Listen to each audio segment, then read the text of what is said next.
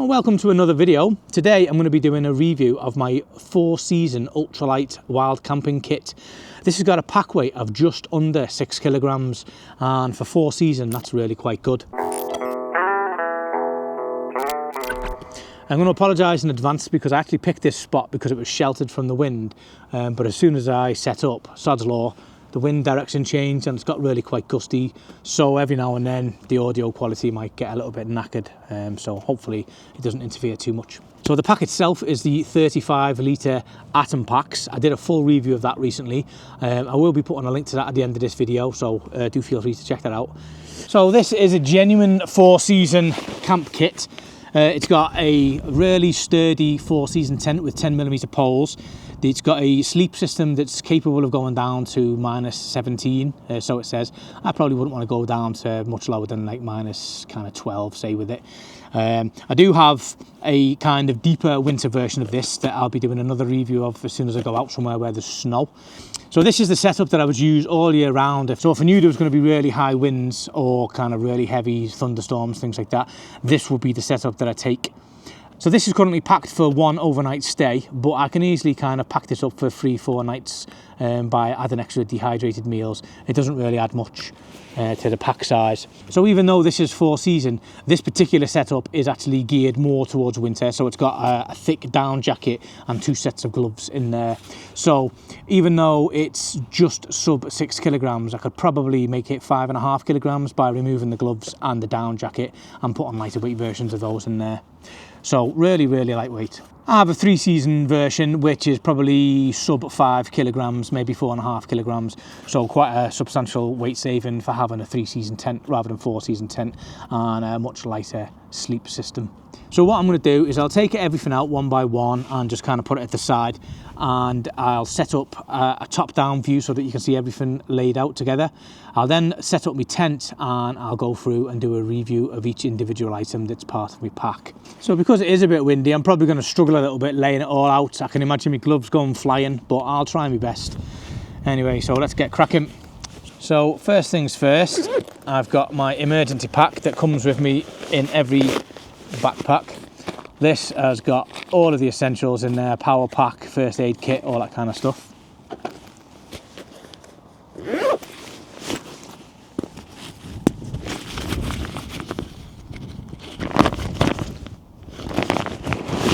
This is my 4-season tent, which is the Trekkersent Saor.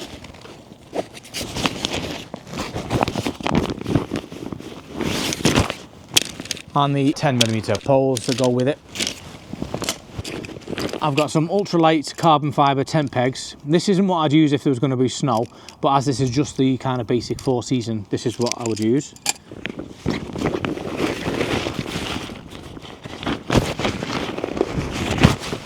I've got a wash bag.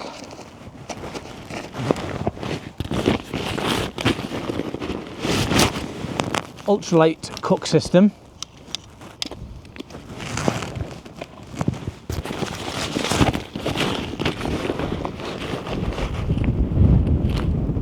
Wind. This is my food pouch. This has got 1 dehydrated meal and a spoon in there. I've actually brought a few extra dehydrated meals, so later on I'll show you kind of what it looks like when it's all packed up. It can fit 4 in comfortably and you can squeeze 5 in, so you can get a good few days worth of food in there easily.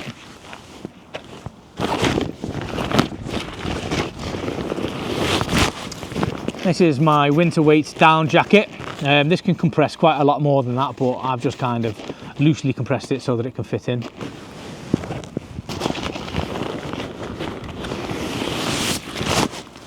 This is the bottom half of my sleep system. This is the mat, my pump, pillow, and some thin base layers just to stop me from getting the sleeping bag grubby.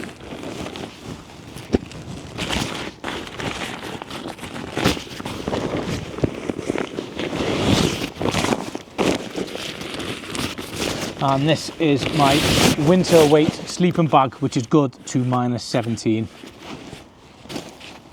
Ooh. This is the DCF pack liner that I use. I could get away without using this, but because this is 4-season and I'm going to mostly be using it in terrible weather, this just allows everything to stay waterproof.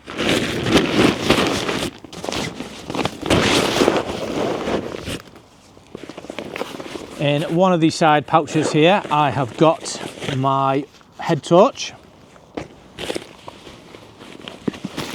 And in the other side pouch, I have got a pair of insulated mitts and a pair of waterproof over mitts.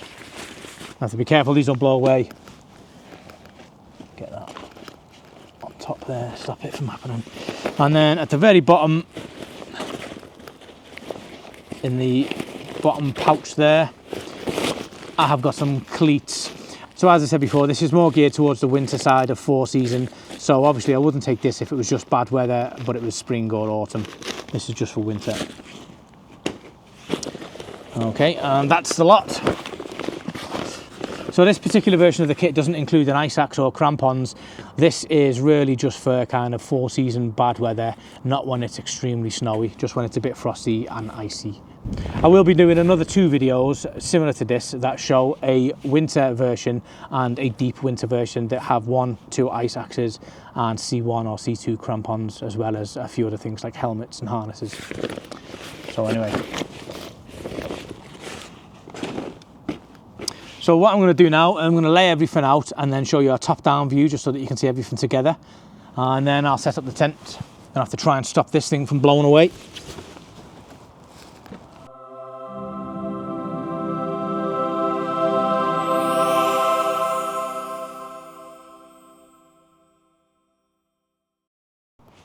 Right, well, so what I'm going to do now is I'm going to set the tent up in real time. I'm not going to do it like a speed run to show off or anything like that. I'm just going to do it nice and leisurely, as I would do if I was really wild camping. Because I'm on the kind of base of an old mine, there's probably only about 1 inch of soil on top of the slate. So I've put the 4 pegs in. I found like an area where the pegs might work, but if there's any sort of gust, this tent's going to go anyway. So right, anyway, so let's crack on and get this set up.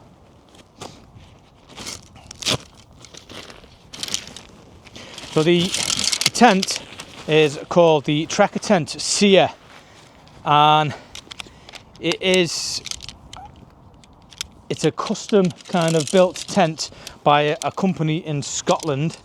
It's roughly based on the Hillyberg Una, but it's got some kind of design cues from the Solo.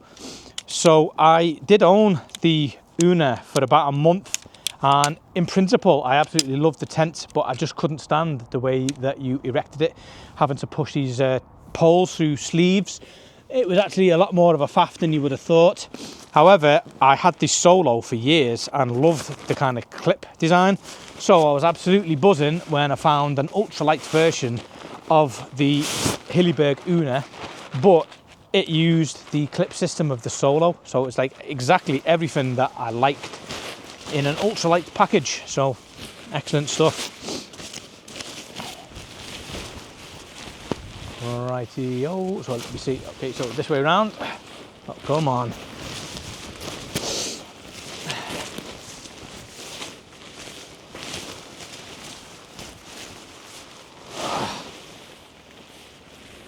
There we go.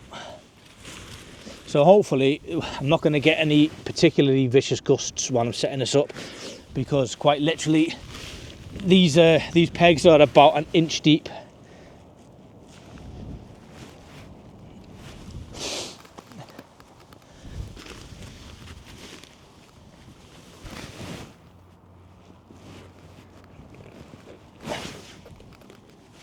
Rightio. Might need to tinker with those pegs, I think, actually, in a sec. Right.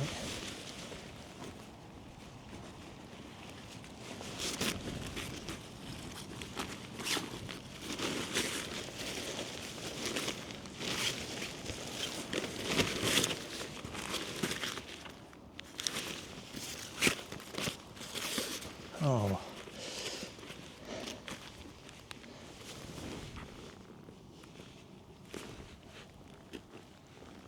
Right. Okay.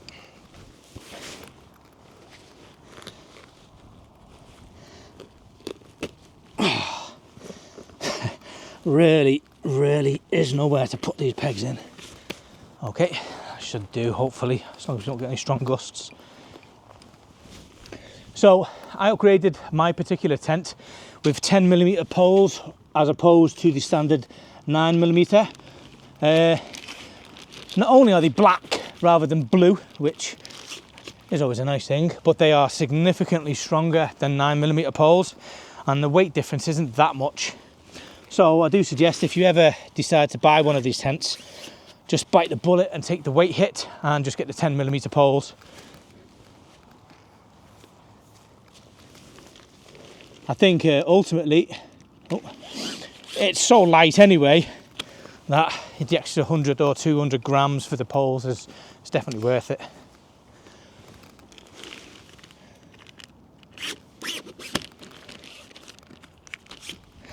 Right, okay. So once you've got the basic tent set up, you just use the clips then.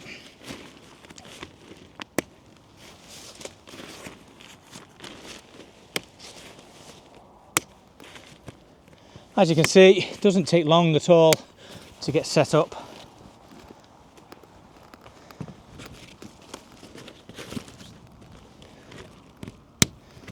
And the clip system's really useful. Oh, a bit awkward that one.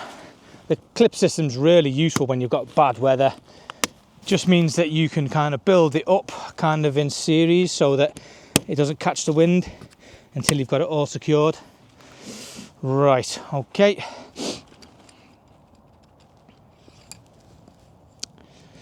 Now I probably don't really need to peg these out, but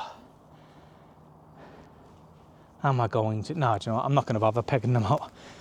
I'm not going to stay in the tent, so I will, however, do the top and the bottom part. So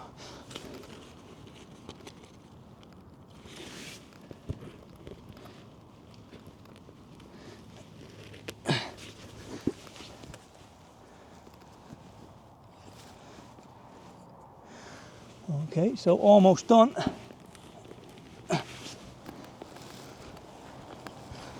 And you couldn't see what I was doing around the back there. It's basically the same as what I'm about to do in the front. Little peg here. These are optional, but do help the shape of the inside of the tent.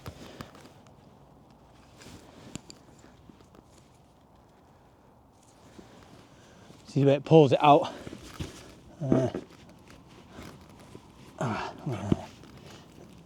If I can find anywhere to, oh, there we go, that'll do. Right, that should work. Right, okay, so that's pretty much what I did around the back. So this is it set up. The only thing left to do now would be to peg out these guy lines just to give it a little bit of strength. But I won't be staying in it for very long, just to review the items. So there you go.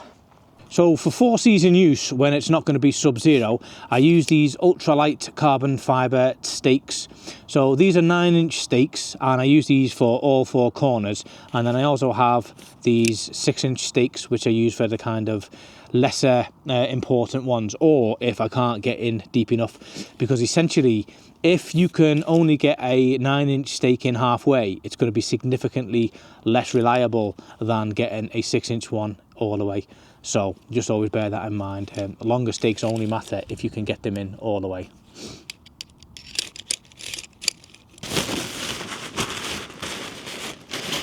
I do plan on changing this toggle design, which I don't like, to to a magnet design.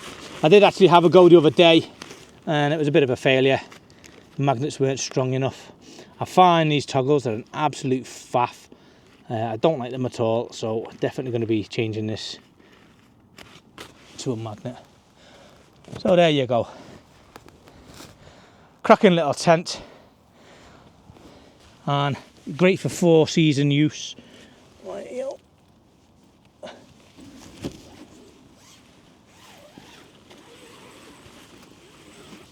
I'm going to do now is roll this inner as well, just so that you can see what's going on the inside for the reviews. Right, have I got a toggle? Oh, there we go, the top. Again, probably replace this at some point. Right, what have we got here? Right then, so this is the inside of the tent now. What I've got here is the kind of bottom part of my sleep system. This is the mat, pillow, a little pair of booties, some base layers. So what I've got here, a little pair of very cheap down booties, Aegis Max. I'm pretty sure they were like £15 or something off Amazon. Really, really comfy and packed down into nothing. I'm sure you can get better ones, but these are enough for me. I've also got a very thin base layer top and a very thin pair of base layer bottoms. That's just so that I don't kind of get any sweat on the inside of my sleeping bag. This is the Flex Tail Zero, I think it is it? Or the 1.2 ounces. Whoever uses ounces, I don't know. But anyway, this is the Flex Tail. I always use pumps, have done for years. This is a brilliant pump because it actually reverses and sucks the air out. Unfortunately, I've replaced my pad now, and it's you can't use the suction on it, but for X-Ped mats, you can use the suction, and it's brilliant. This is my pillow. I've got quite a few different pillows, and this one I actually got free off Enlightened Equipment, and actually, as it turns out, pretty much my best pillow, so happy with that. And I'll just blow this up.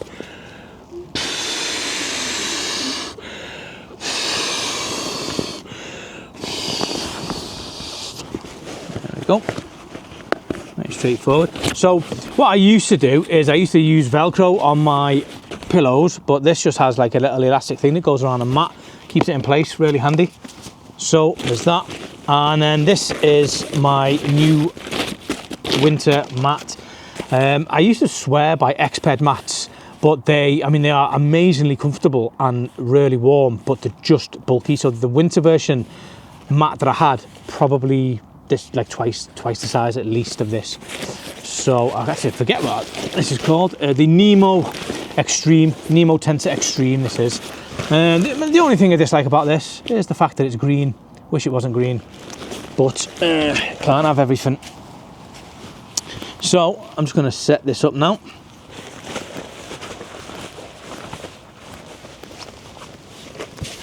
Give you a nice little view of my bum while I do it. So I don't ever mess around with, very sharp stone there. I don't ever mess around with mummy shaped sleeping mats. Even though I've gone ultra light, I have learnt my lessons from going ultra light and having a shitty sleep. As far as I'm concerned, I'd rather carry an extra 500 grams and have a brilliant sleep. So basically, I don't skimp on my sleep system. I still get as light as I can within reason, but I'll always get a wide rectangular mat. I'll never get a mummy mat. So I'll just get this inflated.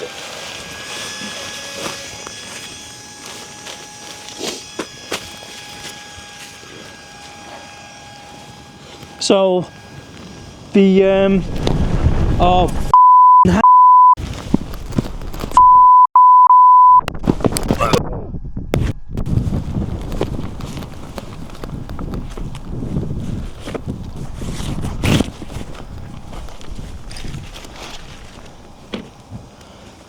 oh Christ, that was close. I just had a really vicious gust then that just blew so much stuff like that far away from a big cliff. That wasn't very good.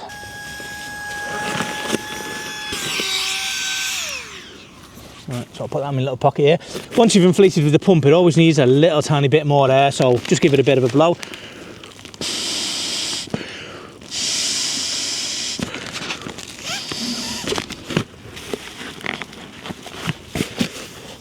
There we go.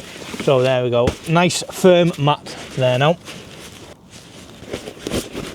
And then the elastic around the pillow just goes around the mat.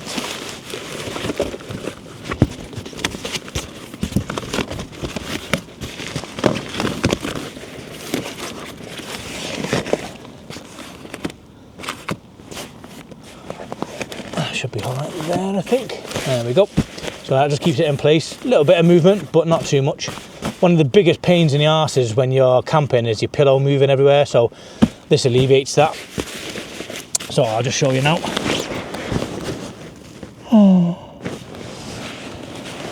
Just in case you wondered what a head on a pillow looks like. So now that we've got that set up, I'll show you my quilt. So this is an Enlightened Equipment 950 down filled Revelation, I think it is, or Enigma. It's the one with the sewn foot box. I'll put the name below. I've got a couple of different types. What I found was that in the winter, even though I really like the ones that you can unzip and use as like a full quilt, in the winter I just never did that. So it just made more sense to get one with a sewn foot box. So pop this out a little bit.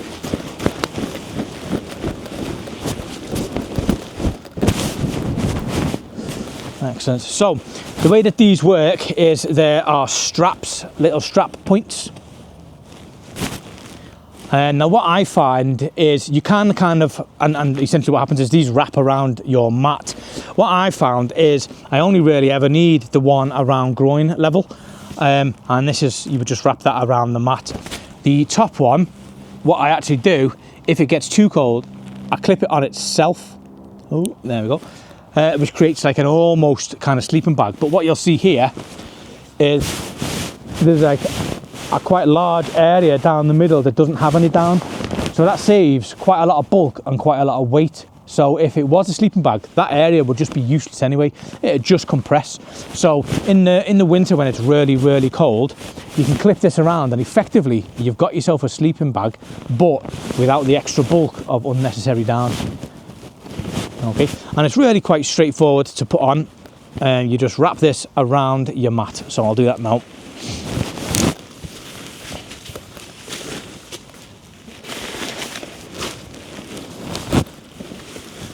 So once you've, oh, bits of grass here. Once you've got your mat more or less in place, I just get the elastic and then just slide it on like that. Now conveniently, the area where this clips on actually ties in with the logo, which makes it quite easy to set up when it's nighttime especially. So there we go. So this is the sleep system set up now. As you can see, it's nice and wide at the top, so you can kind of roll around and things. But if you get too cold, you can cinch it in and tuck it around as if it was a sleeping bag. So the only difference is there's no kind of hood on a sleeping bag, but that's fine because you've almost always got a hat with you in the winter anyway, so works out perfect. I toss and turn quite a lot in my sleep, so I like to have it undone like that. So what I'll do is I'll just show you how easy it is to get in and out of these quilt systems.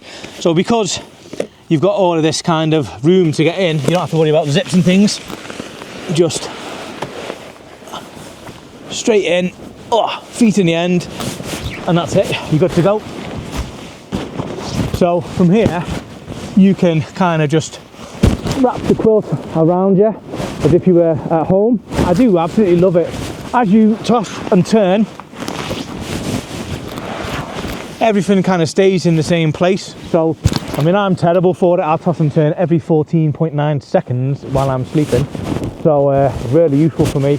Nothing worse than when you've got a sleeping bag and you kind of rotate yourself, and now you've got like the hood right in your face, and eventually what ends up happening is the zips all over the place. So yeah, this is kind of how you just be able to sleep in it.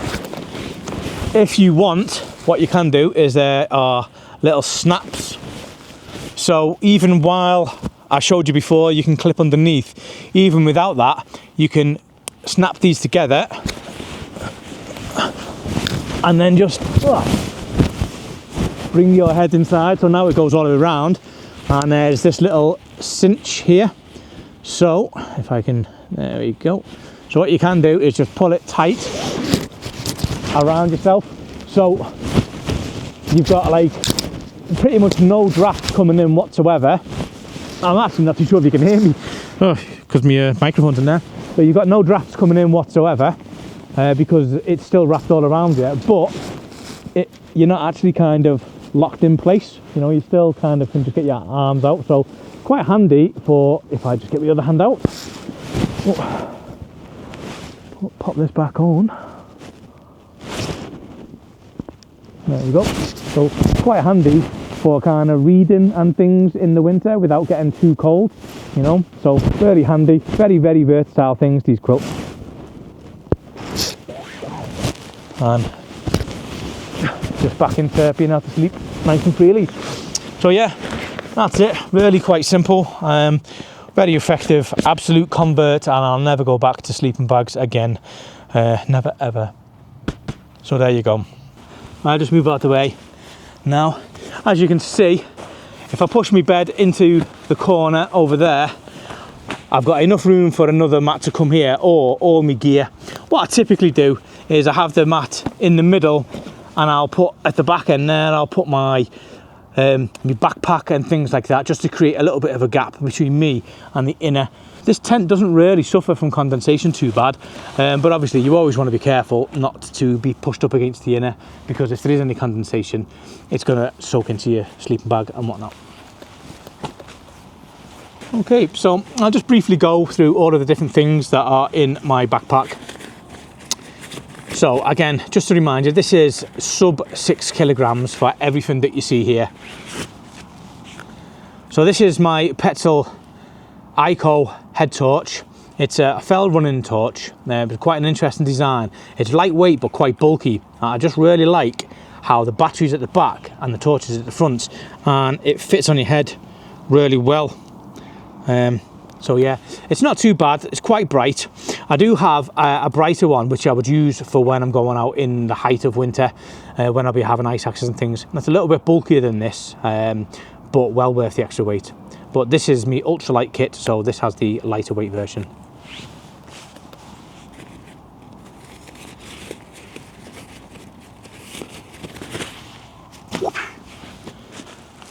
So this is my toiletry bag. Most of the things that you see, my DCF kind of bags and pouches and things, are all made by a company called Treadlight Gear. There are a few different companies in the UK that make DCF gear, but by a very large margin, Treadlight Gear is the best quality, really is quite above the rest. So in here, I'm going to have a rather large towel. This is for kind of basic kind of wiping things down. Mostly I'm going to be using this to wipe the inside of my tent down, but I can use it to kind of dry pots and things like that as well. This is a collapsible water bottle, but without being too graphic, you definitely would not want to drink out of this. This is very handy for allowing me not to have to leave the tent in the middle of the night. I'll leave that to your imagination. This is the deuce of spades, which is for digging a poo hole. And then in here, I have like little towels. These are quite handy, so you just put a little tiny bit of water on them and they turn into a wet wipe. So I always have about 10 of these in there. So you just little tiny bit of water turns into a wet wipe. They're biodegradable, but stupidly the packaging isn't. Also in there is a collapsible water bottle that is for water, and a water filter. This is a Stealth Black Katadyn Bee-Free water filter. I will only use this in kind of 4 season when it doesn't go below 0. If the water filter freezes, then it's going to crack and become useless. I've had it happen in the past, so I wouldn't actually bring these if I was going out in the winter. I would instead just bring a larger pot so that I can melt snow. I do have a 3 litre version of this bottle if I'm going out for multi-days. It's only a few grams more, so still doesn't take it over the 6 kilogram mark. So there you go, that's my wash bag and its contents. So this is my food pouch. Again, this is by Treadlight Gear. I think this is called the Weekender or the Weekender Plus. I'll put below what it's really called. At the moment, all I've got in here is an extendable spoon for eating dehydrated food. Because this is base weight, it doesn't include food or water, so I haven't included any food. However, one of my followers asked me whether I would showcase this and see how many different dehydrated meals can fit in there. Unfortunately, I've only got 4 left, but I brought them along just to show. So basically, you can easily fit 4 dehydrated meals in there. It is actually designed exactly for these, so the dimensions are exactly the same size as this. So 4 fit perfectly.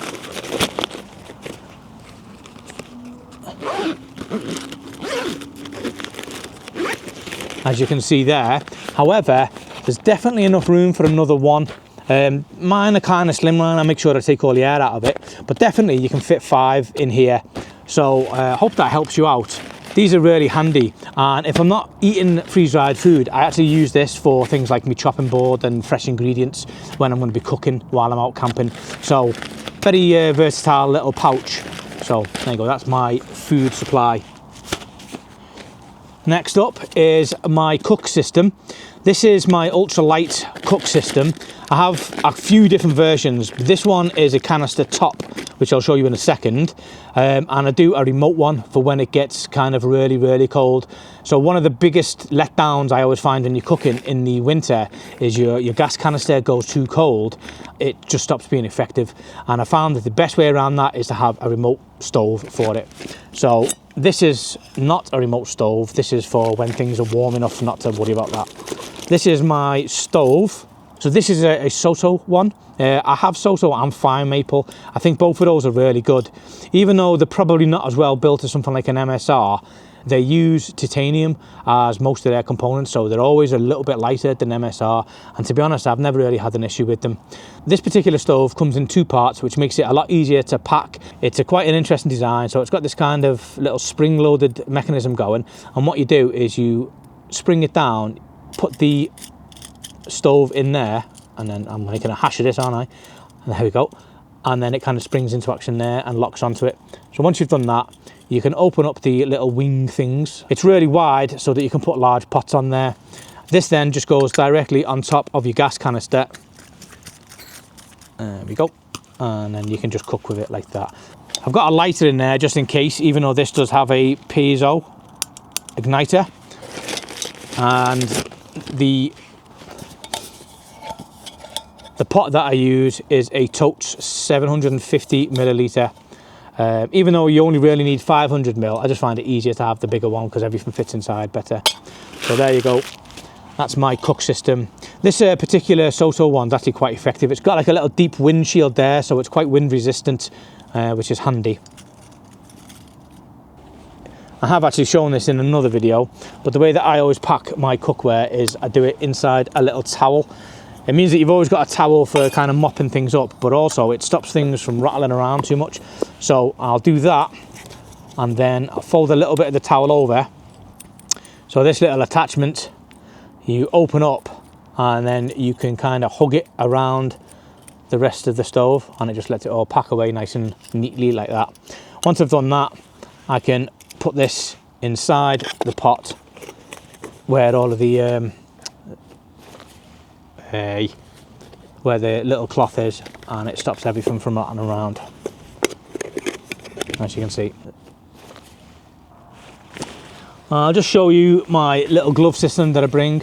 Again, this is a little bit more geared for winter, but you know, it's 4 seasons, so I could save a bit of weight by not bringing them. Pair of insulated rab mitts, and then some black diamond over mitts. I can use these together in a layering system to keep the wind out and to keep myself warm and toasty. Not really much more to say about that. Okay, next up is my winter down jacket. This is the Rab 0G, I think it's called, Mythic G, one of those. I'll put that down at the bottom. And this is, it's a 1000 fill power, which is incredibly high fill power for down. And what it basically means is that it'll puff up to the size of a kind of big down jacket, but compressed, really small. So take its, there we go.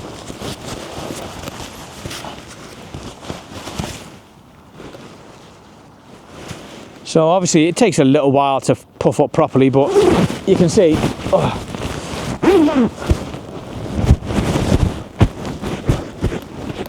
already it's puffed up fairly large. Perfect for when you're stopping to have lunch or when you're in your tent. So there you go. Might just keep it on. Next up is my cleats. So this, again, is a little DCF pouch made by Treadlight Gear. And inside are the Ice Trekker diamond grip cleats, which I need to de-rust a little bit. These are easily the best cleats that I've ever used. The way that these work is a little bit different. So rather than being spikes, which I find are problematic and you snag on rocks and things, and rather than being chains, which are kind of quite dangerous on rocks because you can roll off, they're actually barbed. So it's like a kind of hybrid between spikes and chains. So really, really good. You can transition from dry rock onto ice and snow with these really easily.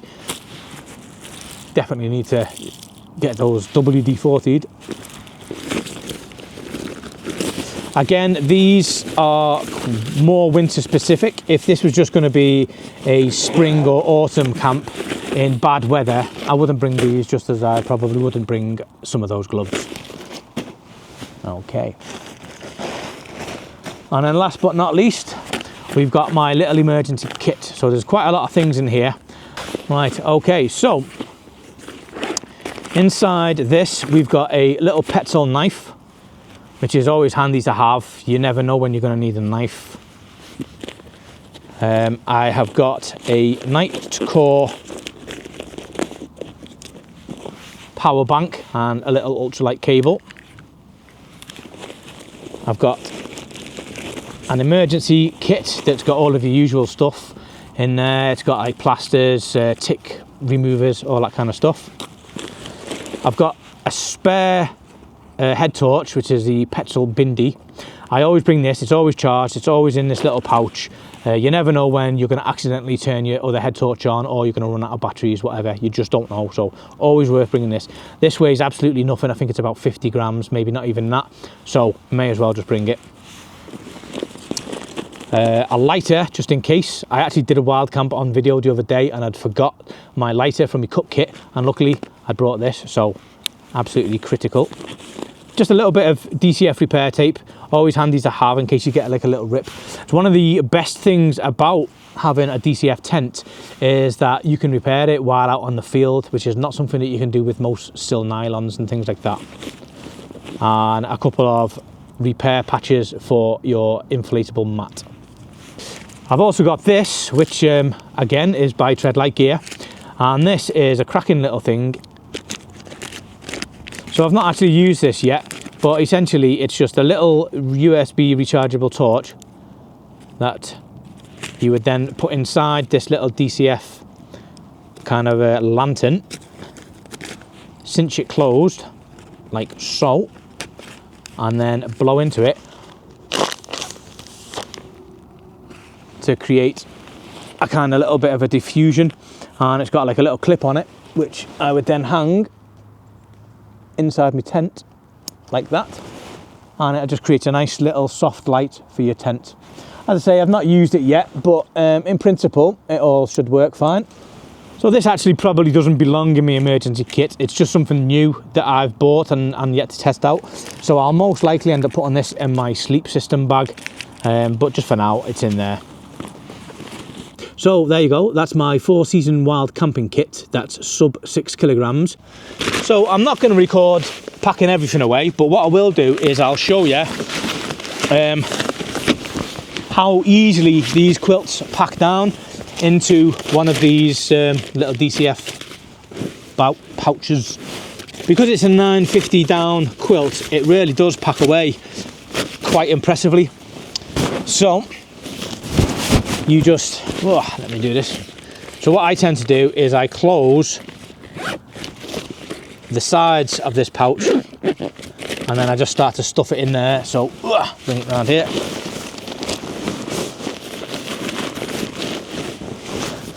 It's quite annoying. I'm trying to do it so you can see, because I wouldn't normally have this like kind of hanging outside. So there we go. Just start stuffing it inside this little pouch.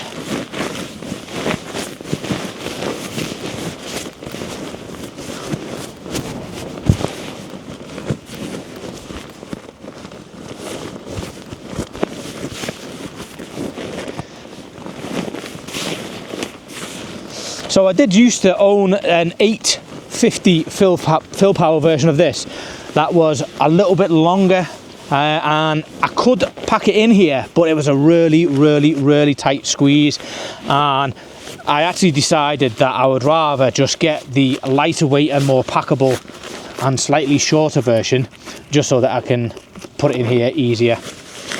So I'd be still struggling trying to get the 851 in there. As you can see, I'm almost done with this now.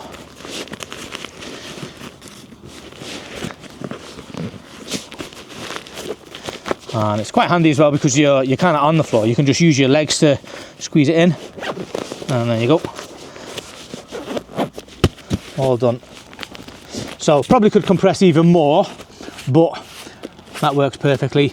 And these are, again, quite a lot of stuff from Treadlight Gear, but they're his packing cells, and these are absolutely perfect for atom packs, because this way round, which is the kind of taller than they are wide, so this way round they fit in the 35 litre backpack, so I can stack 2 high.